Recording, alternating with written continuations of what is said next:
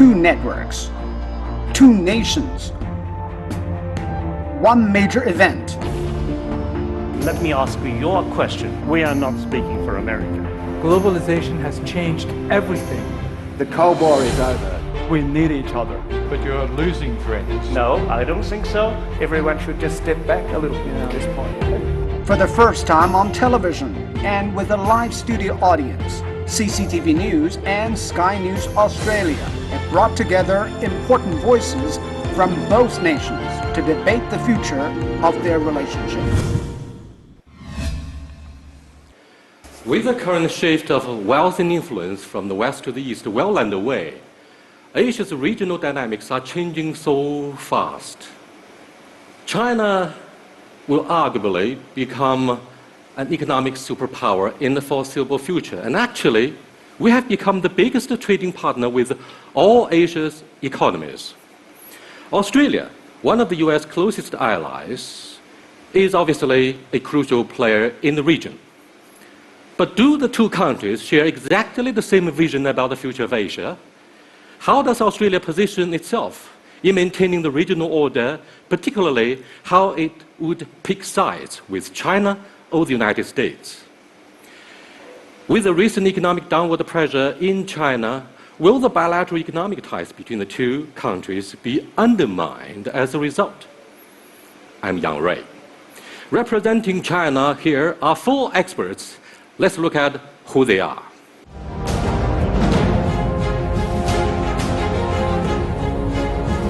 Senior Colonel Zhou Bo from the Ministry of National Defense is the director of the Center for International Security Cooperation.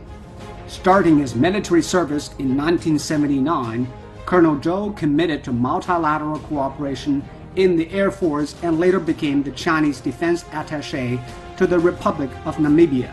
He was also a visiting fellow at the Land Warfare Study Center of the Australian Army in 1999. Professor Zhu Feng is Executive Director at Nanjing University's China Center for Collaborative Studies of the South China Sea. As a scholar specializing in the study of historical facts and political implications of the South China Sea, Professor Zhu writes extensively on regional security and acts as an independent consultant for the Chinese government. Zhu Ning is the Deputy Dean and Professor of Finance at Shanghai's Advanced Institute of Finance. He is also a faculty fellow at the Yale University International Center for Finance. Professor Zhu's consulting experience covers the People's Bank of China, Shanghai's municipal government, as well as investment banks. Charles Liu is the founder of How Capital, which has managed over $1 billion in assets. Since 1999, he has been a senior advisor to GE Capital, IBM, and many other major international corporations on strategies within China. A warm welcome to the home team, please. Very sound and wise words of introduction from you, Welcome, Ray. Thank Jim. you very much for inviting us here to Beijing for this groundbreaking debate. It's become a commonplace in Australia in recent times to say that Australia has no more significant economic relationship than with China. But it is undoubtedly true that Australia's future prosperity is inextricably bound to the health of the Chinese economy. And that's just one reason why so many Australians are so interested in everything that is developing here. But then there is also the great chess game that is going on to Australia's north, a strategic contest that troubles many, many Australians, myself included. I'm Jim Middleton, and to join the Australian side of this debate, we have Greg Smith, Gary Smith, Greg McCarthy, Rowan Callick, and John Russell. Gary Smith is the Vice President and Professor of International Relations at Deakin University. He's widely published in the area of Australia's engagement with Asia and international relations in the Asia-Pacific. For several years, he was an academic program director at a senior executive college of the Defense Department. Greg McCarthy is the BHP Billiton Chair of Australian Studies at Peking University. He provides academic leadership for over 40 Australian centers at universities and institutes across China. His research focuses on transitional change within and between nations, exploring how material, cultural, and political forces create instability. Rowan Callick is the Australian newspaper's China correspondent. As a double Walkley Award winner, Callick has worked and lived in Papua New Guinea and Hong Kong. He has been a member of the Australia-Indonesia Institute Board and of the Foreign Minister's Foreign Affairs Council. John Russell is the managing director of Beijing North Head consulting firm. Before coming to China in the 1990s, he worked as the managing director of the American Chamber of Commerce to the EU in Brussels during the opening up of Eastern Europe and the rollout of the European single market. A big applause to the guest team, our Australian panel, please.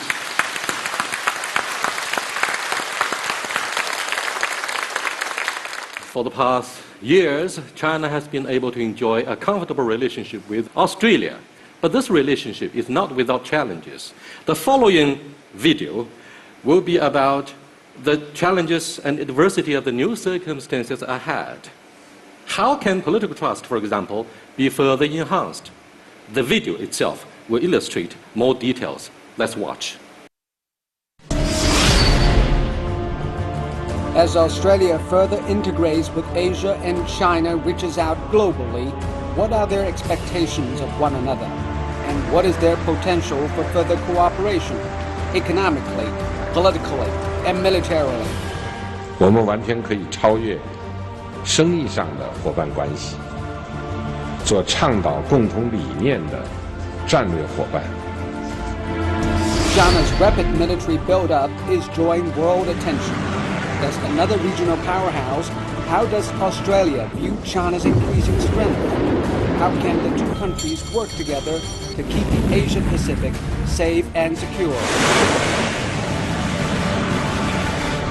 The big geopolitical story that we are experiencing at the moment is the rise of Asia, in particular the rise of China. While the U.S. is escalating its military involvement in the Asia-Pacific, how should an Asia-oriented Australia position itself between China and America? What is the country's security outlook in Asia? There are no better friends than the United States and Australia. Australia has a strong economic partnership with China and a solid military alliance with the U.S. How can it maintain balance? And does it need to choose between the two? Welcome back. Now, Jim, I wonder if Australia, as the closest ally here in this region, would find it very difficult to pick sides over the issue of South China Sea. This issue flared up in recent years, and many economists in this region who depend on China's trade and investment would find it increasingly difficult to position yourself properly. I'd like to have a take from Rowan. You've been long enough deployed here to observe the latest development and the new realities. Is China a threat, and how would you pick your side if you have to? My personal view is that China is not a threat to Australia, but events in the South China Sea have started to prove destabilizing in the region, upsetting the harmony which has kept the region growing and indeed made it the world's economic powerhouse led by China.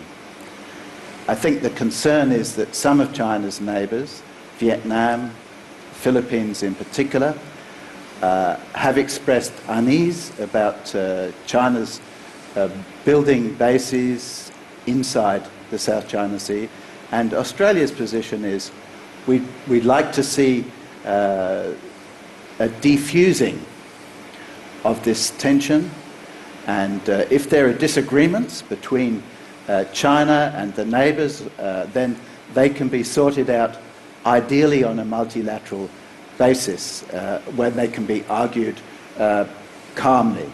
Let me ask you your question. but again on the South China Sea.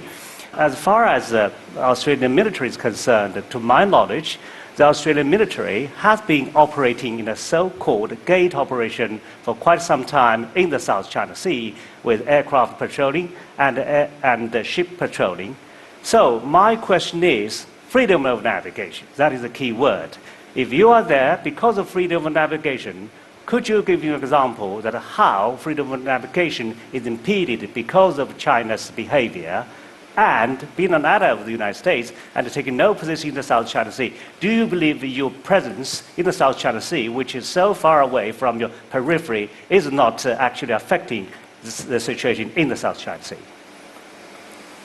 Well, my view is Australia's contribution would be very small, and it's there to support politically the United States position. So it's not a military contribution, it's a political contribution to the United States position. It's one that is not much discussed in Australia and not much debated in Australia and should be, but we're there essentially as a political gesture to the United States. I think if I can just add, we are there also because it's in our own interest to be there, because probably Australia is more exposed to trade in Asia than any Asian country. And so most of our trade goes through the South China Sea. So it's very important for us to make sure that there's no destabilization of our trade. Neither of you have answered the Colonel's question. What incident has there been of freedom of navigation being impeded that is the cause of your grand political gesture in support of the United States? Has there been any? And all the militarization has been Australian warships, Japanese warships, US warships, and planes flying into the South China Sea. Did you complain over the building of islands by Vietnam, by Philippines, and by others in these islands over decades? All of a sudden, you decide, oh, the Americans want us to jump, so we jump. Isn't the question, though, and this goes to any member of the panel from China, that the dynamism of Chinese military behaviour in the South China Sea, and indeed in the East China Sea as well over recent years, raises the prospect of unintended consequences, raises the prospect of conflict, not necessarily by design but by accident, and in a set of sea lanes which are so important not just to Australia, not just to Southeast Asia, not just to China, but to so much of the global economy, that this is a matter for urgent resolution, not for militarization. Okay, personally I think the PLA's behavior so far now is remain very nascent. In international context, we see Beijing's outreach remain very limited, and we mostly just betting on UN peacekeeping. So China has become the #2 biggest donor in that kind of regard. But the problem is a lot of international skepticism is definitely coming down to the Chinese PLA's behavior, and then naming it, it's more aggressive and more provocative. But look at the South China Sea. The real aggressiveness of a PLA's behavior is back to 70s, 80s. Yes, we did the fighting. Yes, we did the coercion. But in the past 2 decades, no worship of PLA truly doing that way.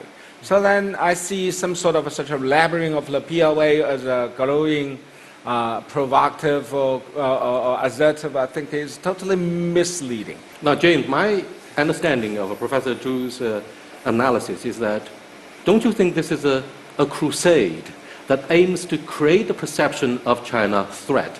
Because as he said precisely, in the 70s and 80s, a lot of coercive things occurred. No warships, no aircraft appeared in the South China Sea to guarantee and protect the freedom of navigation and overflight. Overnight, this became a headline-making story. Why? Is that because of the deposits of energy, gas? Anybody from Australian side take this punch from the home team here? My view is that if you look at the process, it seems on the face of it that China is being excessive in its expansion. It's absolutely true that other countries set up islands, and this was in a period when China was holding back. And then in 2010, 2011, China escalated in its relationship to the South China Seas. There was a lot of incidents. In fact, when President Xi came in 2012. He tried to calm that down and said, we won't engage. What Australia sees, and I think the world sees, is a sense of excessiveness. We don't dispute the fact that China is developing these bases. We don't dispute the fact there's a historical claim. But what we look at is there's the disputed claim. Lots of countries in the region are claiming this area. And all Australia is saying, let's find out a rules-based system. We're not making a claim. We're not criticising. We're saying, what is the rules of which we can establish, of which we can have military engagement? I mean, Australia just flies planes over the China Sea for the last 30 years and no one cared about it. Now it becomes a big issue on the China side. We're flying planes. We've been doing that for 30 years. No one cared then. So it's going both sides. You can't have it both ways to say, now we're causing a problem when we were doing it before and no one cared. Yeah. So my view is, where is the rule-based system? Now, China says that the rules-based are based on Western colonialism. But in fact, if they want to change the rules, get engaged with the rules. And that's what we kept saying, is get engaged with the rules. I wonder whether the Chinese leadership ever looks at the reaction, though, not necessarily isolating it within the context of the United States and Australia. In recent times, we've seen, for example, the United States end its very long-running arms embargo with Vietnam. That certainly would not have happened, I think, without what has happened with the militarisation of those islands in the South China Sea. The actions of the Chinese government and of its military are not winning friends in the region. It's not just the United States, it's not just Australia, because of its long-standing alliance agreements with the US that is behaving in this kind of way. You are alienating other countries within the region as well. Yeah. Well, let me get back to what this gentleman and Mr. Hofstad has said. Two key words. One is rule-based. So on whose rule? If we come to talk about rules, probably you're referring to UN Convention on Law of Sea, but let's talk about Article 58, which is specified what freedom of navigation and overflight means. The US, and probably you, would have quoted the first paragraph to say all countries enjoy freedom of navigation and overflight. But look at the third paragraph of the same article, which underlines very clearly that in performing such kind of a freedom, you got to pay due regard to the rights of the littoral states. So China has, as early as in 1998, put freedom of navigation in its domestic law. So what kind of rules are you talking about? Secondly, about what you said, that China has no friends. And this reminds me what we have heard. I didn't say no friends, but you're losing friends. No, I don't think so, because back in Singapore during Shangri-La dialogue, this is exactly what Ashton Carter has said. China is building a wall of isolation.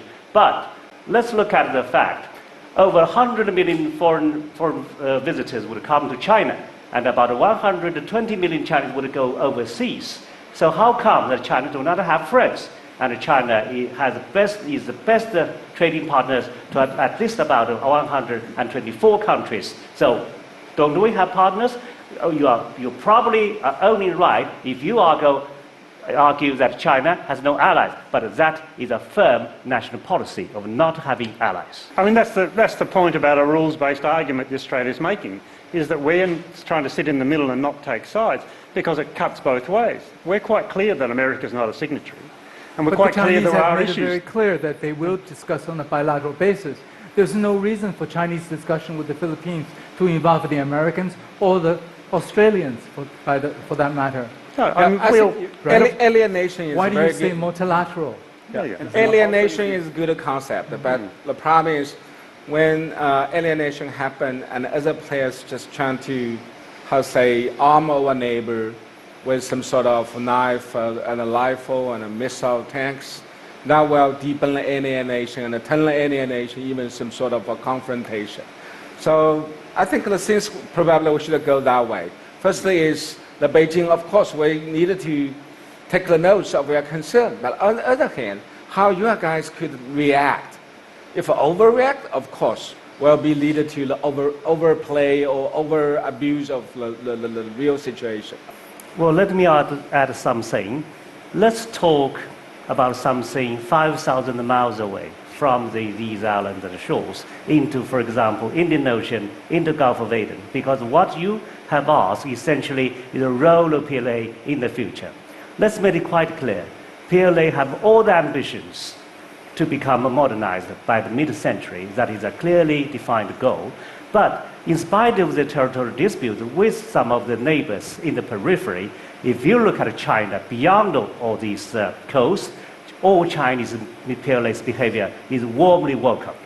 Be it counter-piracy, be it disaster relief, or all these kind of things actually we're doing in tandem with the Australian military in the Gulf of Aden. And a chaotic Middle East is asking for the hand of China. Why? Because Chinese hands are believed to be clean. Can I say that we have been a great supporter of integrating China into rules-based organisations and to international economic institutions. But I think what I see in this earlier conversation is the classic security dilemma where the Chinese side see that everything they're doing in the South China Sea as a defensive, justified and reasonable response to events around them. And I think the United States sees everything it's doing as justifiable response and essentially defensive within its larger worldview of what it's doing. And you have two sides, each convinced of their own defensive intention, taking us to a rather difficult point. And I think, and my view is, everyone should just step back a little bit at this point. I make one point, moving on. It is in the DNA of Australia to have alliances. Since it was founded, it is in the DNA to have what it perceives as a reliable partner, and ideally two, if we looked at after the post-war World War II period.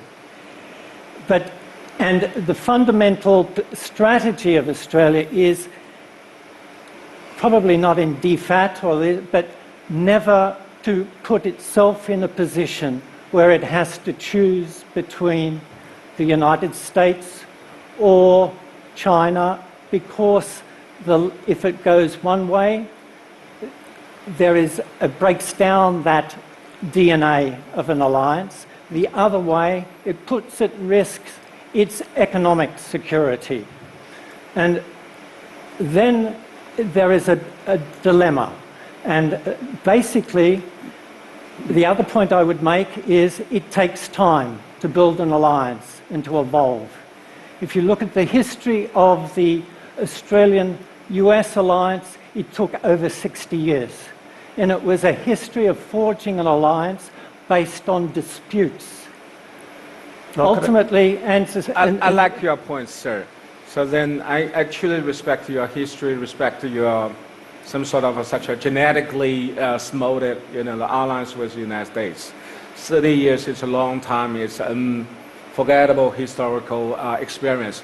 But I think the key points from Chinese side is not to seek some sort of dissolution of the alliance with the U.S.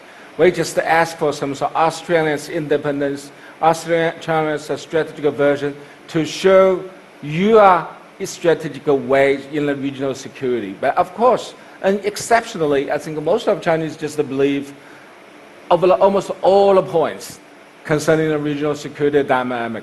Australia is absolutely always lining up with the U.S. Then even some sort of a undercuts our economic and social relations with the Chinese. Could I like to add another point to Professor Zhu said?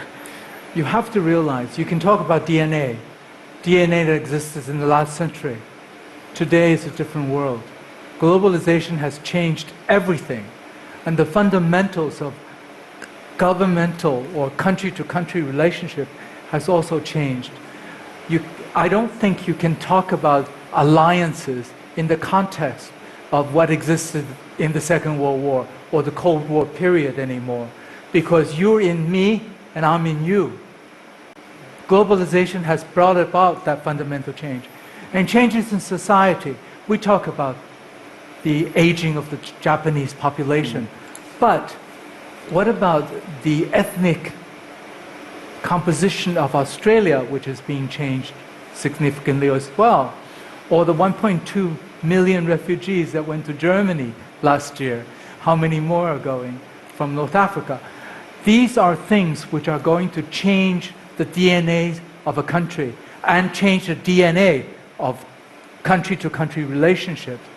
I don't think we should be in the Cold War mentality of alliances. And they're my ally, they're my backer, they will protect me. that would take you down to nowhere, really. James? Yes, question for the Chinese side. Gary talked about taking a step back, and he's not a spokesman for the Department of Foreign Affairs and Trade, but I suspect that if you got into their councils, you'd discover that that's pretty much what Australia would like China and the United States to do in relation to the South China Sea. What I'm wondering is this. Given that China will not negotiate these disputed territories multilaterally, why is there not seen in Beijing some value in negotiating a joint management agreement to look at the resources and look after and exploit the resources of this important economic zone and set aside the discussions about the disputes for another time? Very good question, but let me just follow your line and to talk about something else other than military. Exactly as you have mentioned, we can explore other areas of cooperation, and this is exactly what China and ASEAN countries are doing. In fact, China actually has tabled a 3 billion Chinese yuan maritime fund for all other countries to put forward any proposal that can be utilized. So COC, the purpose of the ASEAN countries, and our side is very clear, to bind the Chinese hand, if possible at all, while not talking about anything else. But for us, this is a comprehensive approach. And in the early period of COC negotiation, China and ASEAN have realized two most important early harvests. That is hotline between China and ASEAN countries when we have disaster relief. The other is to talk about emergency cases. I believe that actually underlies the situation in the South China Sea.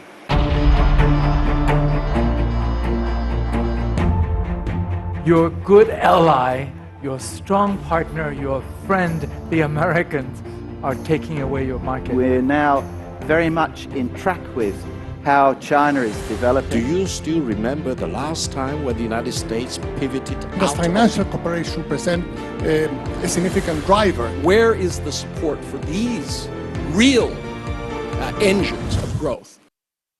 Okay, let's move on to another element of the relationship, trade and economics. Massive trade relationship, Australia and China, underpinned by a free trade agreement. But now that the global boom in commodities have subsided and the Chinese economy has slowed down, what does that mean for Australia as it too restructures its economy? Where are the opportunities? To introduce this topic, let's take a look at a video. Take a look now. Over the past 40 years, Australia and China have become increasingly intertwined through trade, with China being Australia's largest trading partner and Australia China's fifth largest trading partner. This has led to the signing of the historic China-Australia Free Trade Agreement, or CHAFTA. Under the agreement, more than 96% of Australian exports to China will eventually be tariff-free. With tariff cuts, the first 3 months of 2016 have witnessed a big increase in China's import requests from Australia, especially for agricultural and fishery products. Between January and March 2016, Chinese imports of Australian wine grew more than 60% compared to the same period 12 months previously, to reach $160 million. China's imports of fresh Australian lobster were triple those of 12 months ago and exceeded China's entire 2015 imports of the delicacy. Imports of milk powder and fresh cherries more than doubled. China is also responsible for much of Australia's exports of iron ore and coal, and Chinese businesses have concluded a range of mining and minerals investments in the country. In 2015, total Chinese investment in Australia reached $11.1 billion, making Canberra Beijing's second largest destination for overseas investment. On the other hand, China's slowing demand for iron ore, coal and other resources has taken a major toll on Australia's economy. Two-way trade totaled $115 billion in the last financial year, down 6.3%. The concern over the impact of China's economic new normal, however, is not shared by Australian Prime Minister Malcolm Turnbull, who said, "We embrace all of the extraordinary opportunities presented by China's own economic transition, toward a more consumption-driven economy. It's very interesting statistics and very interesting account of the recent past of Australia's trading relationship with China. But to the present day, there is a passionate debate going on in China at the moment, at the highest levels, about the sustainability of extremely high levels of debt and other forms of fiscal and monetary stimulus, and the viability of that. It would seem to outside observers that this suggests that there is deep concern within the leadership in China that what will happen to China is something that's never occurred before, which is that there will be a hard landing. The rest of the world is right, is it not, to see that there are increasing prospects of this, as reflected by this very serious debate that is going on at the moment. Well, I think China's economy is undergoing some really fundamental and drastic changes, no question about that.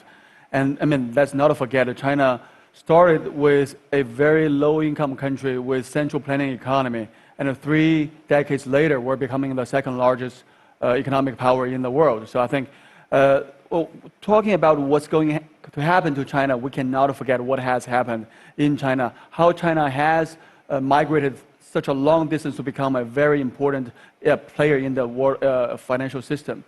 And I think by looking at the video, I just want to say something, because I was interviewed yesterday about the U.S. complaint about China's overcapacity in steel production. And then I think Australia is concerned with China not producing enough steel.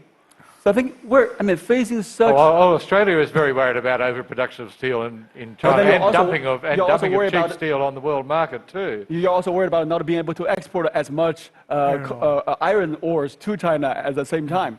So I think that sort of reflects about the dilemma or the challenge that China's economic transition is facing. And then, yes, we are trying to get into a more market-oriented economy, a more consumption-driven economy. But let's not forget, China is such a big country with still a lot of people under the poverty line. So I think to make sure that we have the resources to move into the way that we wanted to, we have to maintain a reasonable growth speed. And to maintain that reasonable growth speed, I think there are certain things we have to do which do not fully comply with what the Western economics textbook teaches us to. So I think that's a little bit special about China. And China is very unique in a sense. No such a large country has inherited China's problem and challenges. So in that regard, I think we would have to be pragmatic about what are the policy implications China could have taken to have impacted the rest of the world, and what would those policies in turn affect China's own economic and political future. From a business perspective, Charles Liu, how concerned are you at managing or business managing affairs successfully at significantly lower growth rates than the world has been used to over the past couple of decades? I would look at it this way.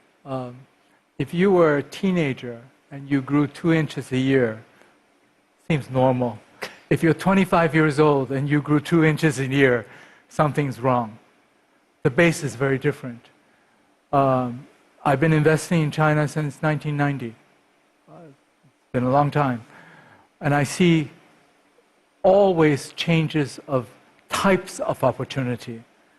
The movement toward consumption, the movement toward services. We captured some of these possibilities 5-6 years ago, and they're booming. It's blossoming. Now, the investment in a steel manufacturer 10 years ago certainly didn't do very well. But I think in terms of the on the macro side, thinking about Australia, because I'm quite involved with businesses in Australia on liquefied natural gas, LNG. I think by 2018, Australia will be the biggest LNG exporter in the world. It's about to become that, the end of 2017. Bigger than Qatar, Kuwait, and even all the Saudis and the Gulf Council countries combined. Now, of course, $40 billion went into CAPEX, into developing that, and the price of that from 6 years ago at $15 to $18 per million BTU has gone down to about 5.5. So, there are issues. But I think in terms of China and Australia, I face some difficulties. Friends and I have tried to make investments in the dairy business and agricultural business, and one of which is quite prominent. It's a very major deal, which looks like will not be approved by the Australian government. And we are a private group. We have nothing to do with the Chinese SOEs or government.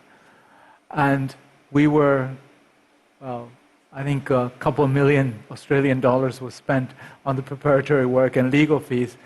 Aussie lawyers are as expensive as American lawyers, unfortunately. So there are still issues with taking on Chinese investment. If we're not buying iron ore, I think there's plenty of land to raise cattle, to have milk, and to have all these things that the Chinese consumers want. I would have to say that in the agricultural area, that's one of those exceptions where there's a review at a much smaller level, as you know very well, a lower level, because for many Australians, farmland is perceived as an emotional touchstone. I think it's the same in China as well. I don't think there's a lot of foreign investment in Chinese farmland. And so I think this is not uncommon. I myself am opposed to this. I think that we should have a more open policy, but realistically, politically, that's where we've come to. On the other part of what you were saying about resource exports, actually Chinese demand has held up very strong. So quantities of what we're selling to China and what Chinese industry is wanting are, if anything, increasing. It's the price is falling, and because we've got some very competitive, low-cost producers, and they're doing what China has wanted for a long time, which is selling them the same amounts for a smaller a lot price. less money. So that's suiting quite well. What I was referring to, I think, sorry, to come back to just, is LNG. Okay, your good ally, your strong partner, your friend, the Americans, are taking away your market in this. Japan, major buyer of LNG, has long-term contracts in Australia. I'm involved in the business, so the first shipments of LNG from America is now headed for Japan. China will become a much more important buyer of your LNG, on which hundreds of billions in total have been invested. And Chinese are ready to sign long-term contracts. And that's happening as we speak. And also I want to just come back just to say something about, I think the world is concerned with China's economy slowing down. But then I think there are two things we have to take into consideration. The first is, well, as Charles pointed out, I mean, it's impossible for China to maintain at an 8% annual growth rate. And for us to have a gradual slowdown is far better than growing the economy at 10% speed and then maybe reaching a bottleneck and then implode and create a disastrous financial crisis for the rest of the world. So I think between the two options, a gradual slowing down is probably a far better option than alternative. So I think that is one perspective I want to provide. The second is, well, let us not forget the GDP per capita in China is still only a fraction of that in the West. So talking about the low-cost productions that China is providing, it's not necessarily because Chinese are cutting corners, it's because fundamentally our labor costs are still far lower, and that is still one of the major competitive advantages of Chinese economy and export. And actually, it is the rest of the world that is taking advantage of Chinese cheap labor in the past 3 decades. Think about it, you can buy something that's at an even cheaper price in the US, in Walmart. So it's a little bit unfair to criticize China on its low labor costs or on its increasing labor costs at the same time when China is growing out of its cheap labor model into a more innovation and a more value-added growth model. So I think just like the military considerations, it probably takes another 5 years, maybe a few decades before we get it. And during this process, I guess both sides would have to be more patient than normal. I agree perfectly with you. We need to find a paradigm and a partnership that is, and Australia ultimately needs to pivot or shift its economy on to be more in sectors beyond They're just resources which are very volatile in the marketplace. Could I be a hardliner on investment into Australia? Australia is number 2. It has, and it's all happened very quickly. And again, time is the issue. It is 80% of the US investment, number 1. The US is 11.6 times the size of the Australian economy. China has a penetration into the Australian economy much deeper than any other trading partner. Since the financial meltdown back in 2008, Australia is exceptionally robust in its economic growth. Unlike most of the Western industrial nations, it largely depends on the Chinese imports of your iron ore, coal, so on and so forth. Now, what do you think of the issue of a resource curse? Because that occurred in most of the developing countries that have been dependent on their exports of commodities to big markets. Is that something that's going to happen to Australia? No, I think, Young Ray, that's a great question. And to the surprise of many Australians, we've started growing at 3.1%. Is the most recent figure. Just when our commodity prices have kept slumping. And I think one of the reasons is that we've reorientated our thinking about who are our markets, who we're relating to. We've caught up with, and we're now very much in track with how China is developing and other North Asian markets, as China's middle class is quite rightly expecting improved consumer goods and services and quality, and we're trying to meet those. And I think this is working pretty well, and I think the figures we saw as soon as the free trade agreement was signed, amazingly, quick off the blocks like an athlete in a sprint, both sides have raced into this relationship in a deeper way. So I think this is looking good, actually, for our economy, moving from a dependence on resources to one on quality goods, value adding, services, exports. I think the reason why Australia and China are such a perfect match for each other, or such great trade partners, is because we need each other. I think we're about the same size, and Australian probably can use a little bit more people, and we can use a little bit more land. And then when it comes down to commodity prices, first of all, I'm very sympathetic to how sensitive Australia is to commodity prices. A couple of years ago, I was giving a speech in Sydney, and walking out of the auditorium, I was having an impression that Australians care more about the Chinese economy than Chinese do, because of the sensitivity. But then I think you probably do not want to blame China for causing the changes. China is also the recipient of the commodity prices in the world market. So if anything, we are not on two sides of the same lever. We're actually on the same side. We're both susceptible to very big fluctuations in commodity prices. And if you look at the overcapacity problem in China, that's actually also being caused by the dropping prices in those commodities. So I think, if anything, I mean, going back to the currency, the commodity currency, if anything, we should probably work together to come up with a new financial order in which we're less impacted by the fluctuation or the movement in the global commodity prices. We should probably seal longer-term collaboration or agreement so that we are not susceptible to, I mean, yes, maybe there are changes in the world prices, but we are not being affected. We can sign a long-term bilateral agreement just to secure the supply and demand relations. Ladies and gentlemen, thank you very much for these rounds of debates and discussions.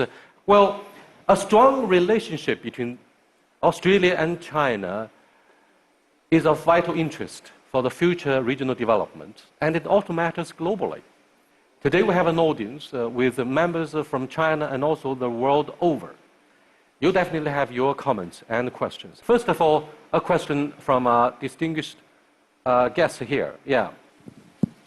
Thank you very much. I'm Victor Gao. I'm a good friend of Australia. I've been to Australia 3 times, and I truly believe China and Australia have no reason not to be friends with each other. Now that we know that Australia and the United States have that treaty obligation, and if the United States finds itself in a war with China, Australia will need to fight with the United States against China.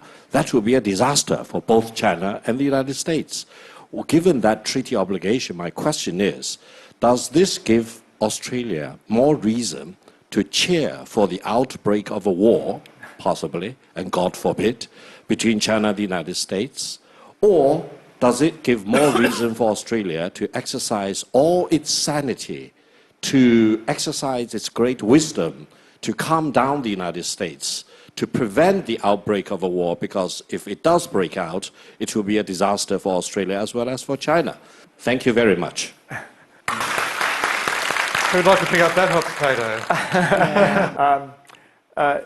Look, Australia would like to, first of all, the idea of some major conflict between China and the United States would be a disaster for everybody, starting with China and the United States, and then everybody else as well. So that's something we obviously would be wanting to do whatever we could to ensure would not happen. Okay. Australia has always sought to have an independent position as far as it can against the United States, and Australia has always opposed those forces in the United States that talk openly about the containment of China as a strategy, and this is completely rejected by our government.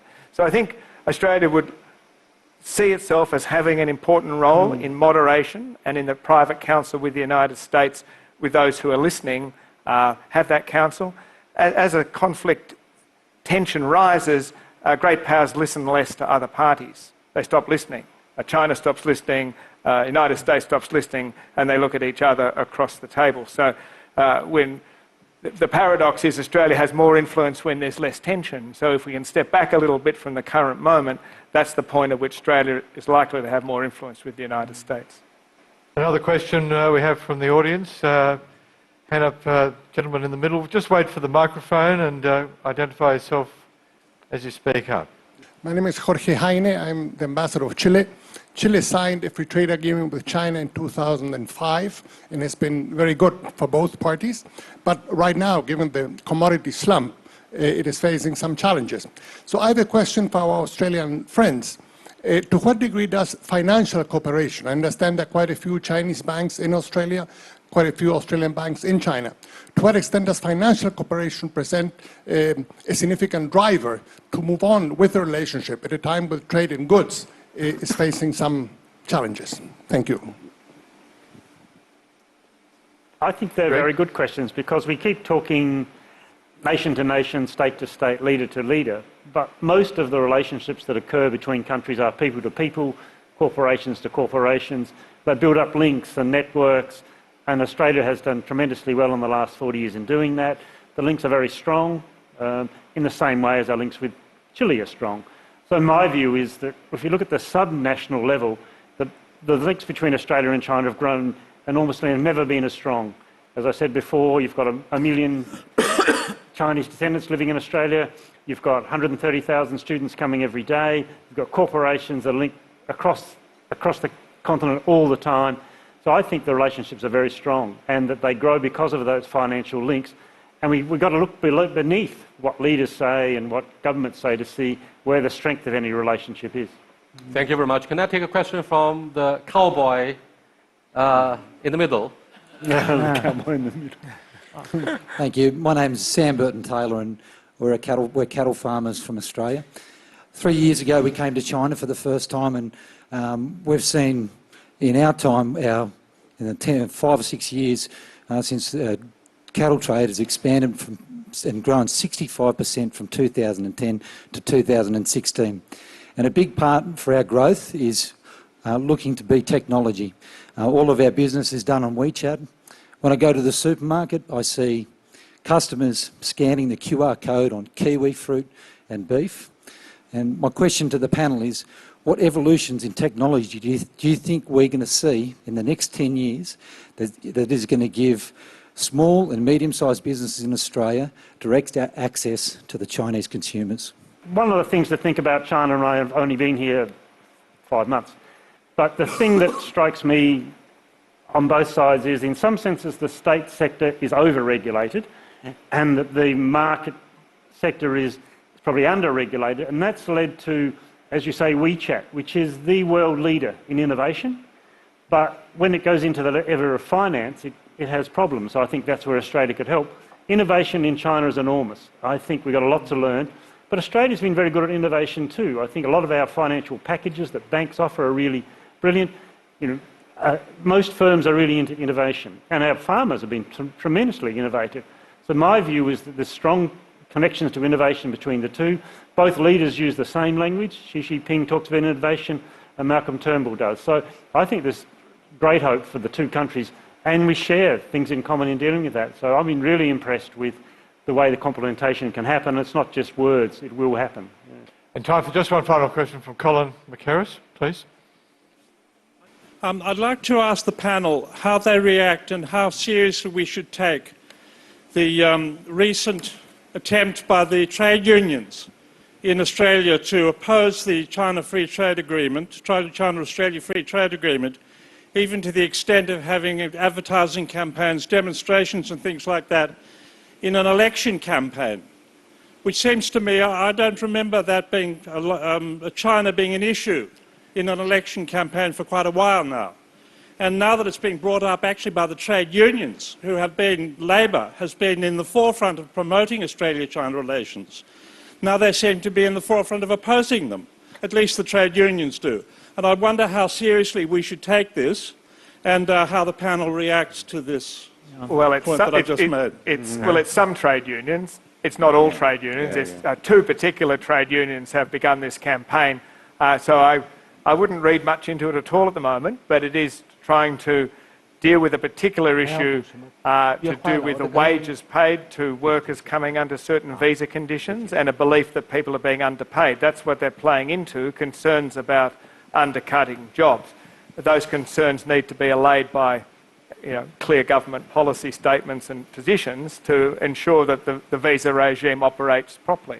Yeah, I think also there are some sectors where this restructuring will create change. And if you look into the forestry and products industry, the auto industry and that, there has been a tendency over the last decade, 15 years, where Australian public policy has been driven by, and again, this is a personal view, that driven by incumbent investors at the expense of new investors coming into the country.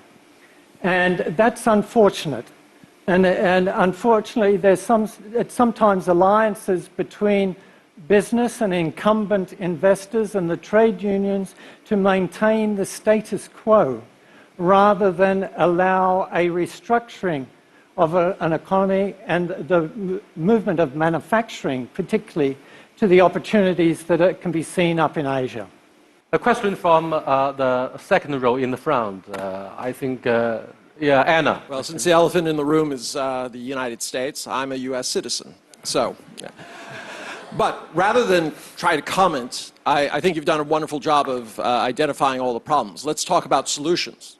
Would China be willing to put aside, not put aside territorial claims, but simply say to the rest of the world and all of the South China Sea, we will create an economic zone, maybe around that 9-dash line that everyone talks about. That will be for the benefit of everybody within that area, and there will be a formula to justify it. China could certainly use the energy and the resources that are locked up there, as could the other nations there. It could be a vital part of a Belt and Road Initiative, and it would certainly solve that.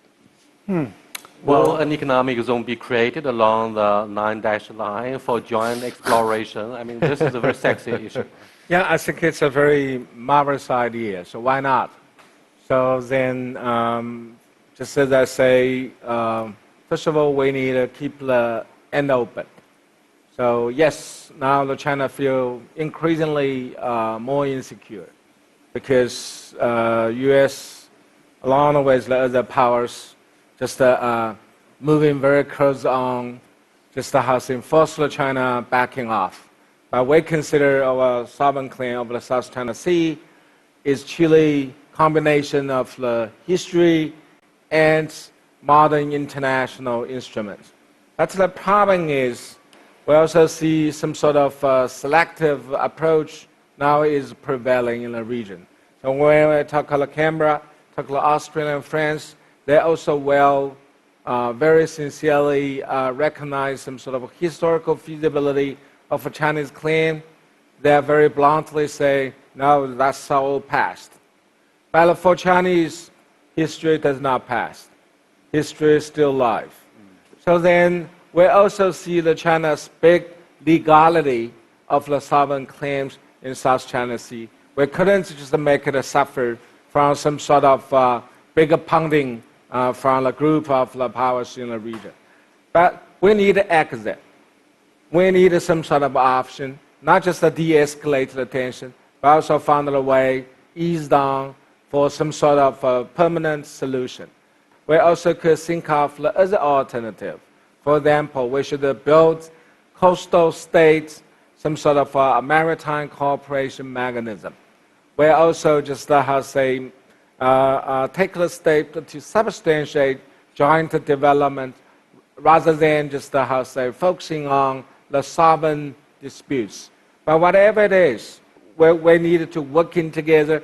We need also to keep the end open for all the states. Well, thank you very much. I believe all of you have tons of questions about this wonderful debate between Australian team and the home team here. But Jim, this is the first time for us to cooperate on this very special podium. But what do you think of your own performance?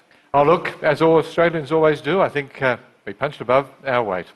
Thank you very much. Now, this program will be broadcast 4 times on CCTV News, and if you like, you can see it on our website or other CCTV social media.